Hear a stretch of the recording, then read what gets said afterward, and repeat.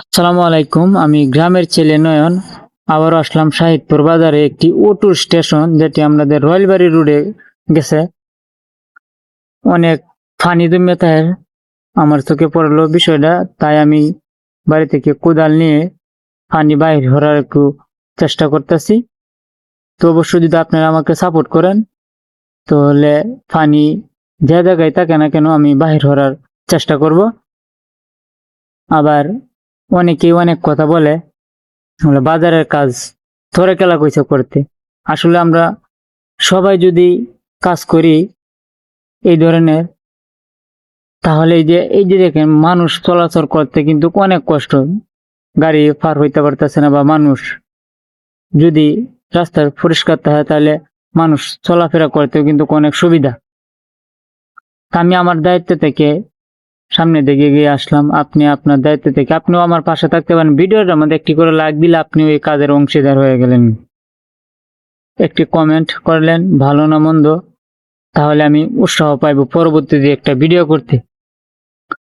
তো দেখেন, দেখতে দেখতে পানি কিন্তু সব বাহির হইতেছে। অনেক পানি আছে, মানুষ চলাফেরা করতে খুব কষ্ট হইতো। এই যে একজন দিতে সামনে একটু পানি, সামনের পানিটা আমি বাহির করে দিলাম। যদি ভিডিওটা আপনাদের কাছে সামান্যটুকু একটু ভালো লাগে, একটি করে লাইক দিবেন।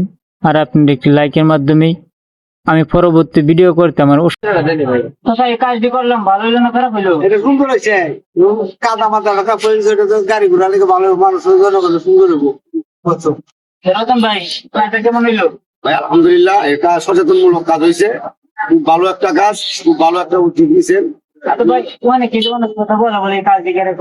না না না, যারা এগুলি বলে তারা এই দেশের করার জন্য এলাকার ক্ষতি চায়, পরিবেশ তারা এই এলাকার একটা পরিবেশ, সুন্দর পরিবেশ এরা চাই না, বিধায় এরা এইগুলি কথা বলে।